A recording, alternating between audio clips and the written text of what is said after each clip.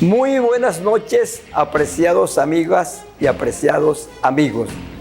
Aquí estamos y aquí seguimos en la televisora regional de Portuguesa TRP.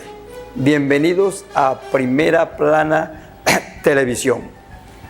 Esta noche mi suéter no está identificado con ningún color político, como suelo hacerlo, porque el programa de hoy va a ser una especie de institucional, un programa institucional. Digo, ¿por qué no digo directamente un programa institucional? Y digo una especie de programa institucional, porque mi invitado de hoy, aparte de que es una persona de gran prestigio en Portuguesa, ha ejercido importantes cargos institucionales, también incursionó en la política, pero no pude ubicar un suéter que lo ubicara en ambas circunstancias. Se trata del doctor Rafael García. El doctor Rafael García, abogado, portugueseño, reside en Acarigua. Él incursionó en la política. Actualmente está ejerciendo la profesión, su profesión de abogado, ejercicio libre. Es profesor universitario en pregrado y posgrado.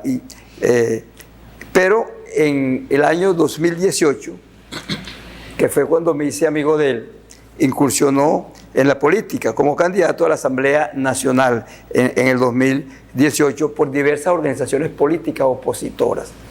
Él fue por el circuito, creo que Acarigua, Araure, Ospino, por este grupo de organizaciones políticas opositoras. Después él perdió, sacó una importante cantidad de votos. Digo importante cantidad de votos porque aunque no ganó, siendo novato en la política, pues fue bastante importante este cúmulo de personas que le apoyaron. Él, después de esa incursión en la política, de ese año electoral, él escribió un artículo, o no sé si me lo dijo personalmente, de que había salido defraudado de la política, porque ahí lo que se veía entre el mismo equipo de él, zancadillas tras pie. Esto lo vamos a tocar más adelante con el doctor Rafael García. Él se ha mantenido, tiene programas de radio en Acarigua, Araure, y se ha mantenido a nivel del Estado portugués y a nivel nacional, siendo articulista de prensa y por las redes sociales. Particularmente de prensa hablamos de Última Hora, el periódico Occidente y otros periódicos digitales. Su columna se llama Quo Vadis.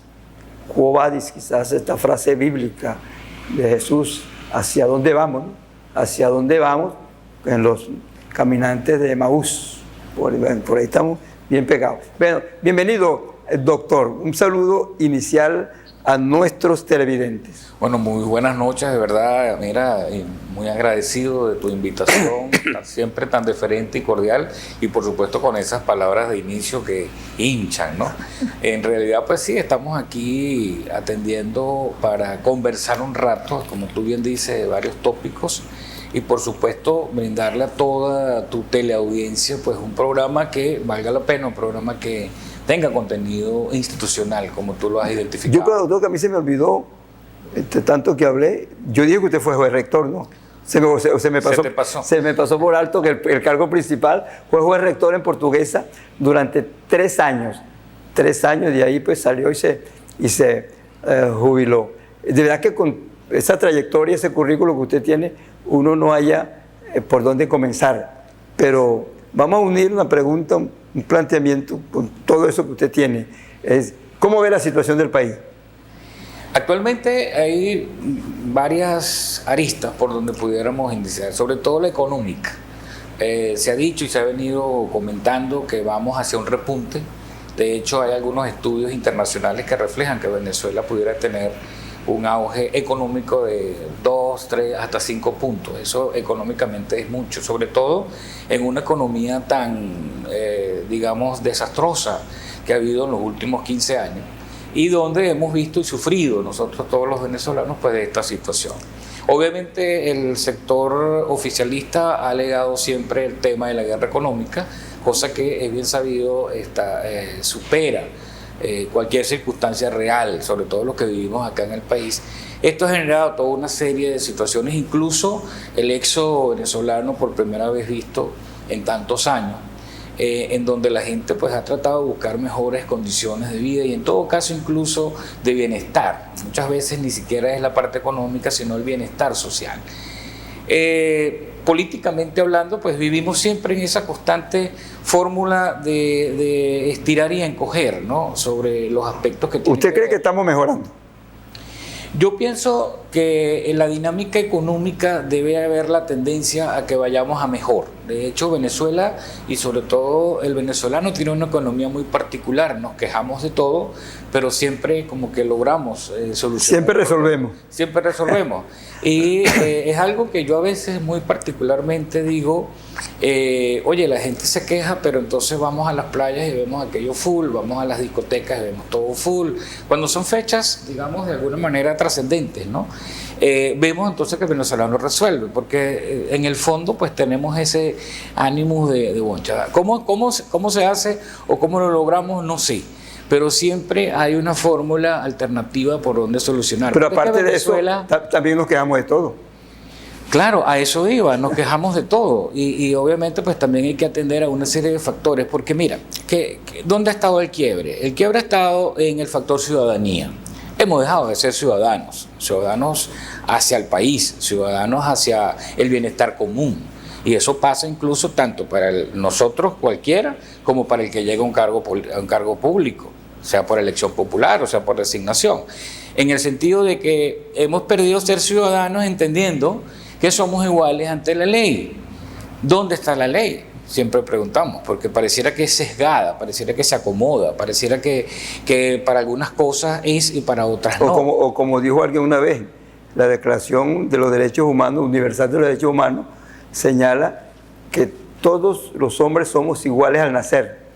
Exactamente. Pero parece ser que en el transcurso del tiempo hay unos más iguales que otros. La desigualdad mundial es tremenda, pasando incluso por factores racistas, factores de fobias, en fin, una serie de situaciones que incluso nuestros nacionales que han partido a otros lugares pues lo han vivido en carne propia, ¿no? Claro, porque la ley establece el derecho al trabajo, pero yo diría, ahorita el que no tenga el carnet rojo rojito no trabaja, en su mayoría, pero antes también se aplicaba.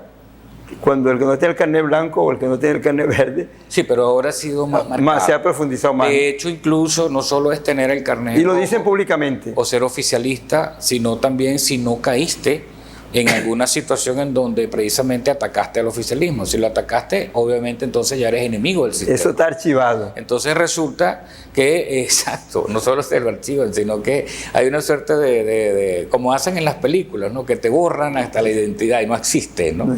Entonces la lista Tascón es otro ejemplo. Ese es uno de los ejemplos, ¿no? Pero ahí no te borran, ahí te marcan. Es al revés. Pero yo creo que es un tema de temores. Quienes pueden estar dentro del poder, pues siempre están llenos de temores, y eso es lógico, ¿no? Temores a no tenerlo, a perderlo. Y hay fórmulas incluso dentro de la ciencia política de manejar el sistema del poder. Quizá lo que se ha descubierto es justamente destrozar para construir. Quizás venimos entonces de esa fase que, por cierto, forma criterio de lo que son las estructuras financieras de los Chicago Boys en Estados Unidos, cuando en un primer momento pues todo lo que eran los astilleros y todas esas cosas lo compraron los grandes capitales para destruirlos, porque el negocio era destruir para luego entonces aminorar los valores de bolsa y comprar a muy bajos precios. Bueno, más o menos eso vemos, ¿no? El país pareciera que viene de una gran destrucción, de una gran desolación, y ahora vemos entonces cómo algunas empresas, no sé si con capitales internos o externos, han venido entonces a suplir. Recientemente en Acarigua, por ejemplo, vemos presencia de ciertas redes de automercados bastante grandes, no lo voy a nombrar aquí por el tema publicitario, pero sin embargo vemos que allí, y eso de alguna manera pudiera estar, cuando me preguntaba si estábamos mejor, bueno, pudiera incluso verse que hay un desarrollo por lo menos en eso. Ahora, lo que hay que ver es cómo está el poder adquisitivo, porque ahí es donde está el problema central. Es decir, si no hay gente que pueda ir a estos sitios a comprar, pues evidentemente el problema se tranca nuevamente, ¿no? Tal como está la situación hoy día y este golpe dentro de la mala suerte para los países de Rusia y todo ese entorno de la guerra mundial, para nosotros está significando un golpe de suerte en el sentido de que el petróleo ha aumentado su valor y por supuesto, por ende, pues los ingresos, ¿no? Cosa que siempre se manejó dentro de la política financiera venezolana y que ahora como que vuelve a tomar auge, ¿no? Todo vuelve a tomar auge. Sin embargo, estamos presos dentro de las grandes deudas que significa la gran empresa petrolera venezolana, en el entendido, por supuesto, de que allí hay capitales chinos, capitales rusos, que están en primer lugar por cobrarse lo que se les adeuda, ¿no? Hay cosas que quizás lo manejan mejor los economistas, pero que al final de cuentas, repito, forma toda una cuota de salidas, ¿no? Lo que sí no vemos es una política económica seria, ni siquiera sabemos quiénes están manejando la política económica del país. Se le exige al comerciante que fije sus valores en relación al Banco Central de Venezuela, al precio del dólar me refiero. Obviamente, pues en algunos lugares se respeta, en otros la gente, el comerciante hace lo que mejor le parece, cobra el dólar o lo adapta al bolívar por encima de lo que es el cambio. En fin, una serie de situaciones. O al cambio paralelo. Por encima incluso del paralelo, porque a veces ni siquiera el paralelo llega a 5 bolívares y hay lugares donde le dicen a usted que el dólar se lo cambia, si lo va a pagar así, a 5 bolívares. Estamos conversando con el doctor Rafael García, ex juez rector durante 3 años en el Estado Portuguesa, incursionó en la política, actualmente es profesor universitario y también es articulista de prensa. Vamos a tocarle otros puntos ligados a él, pero vamos a cumplir unos compromisos comerciales de esta hora.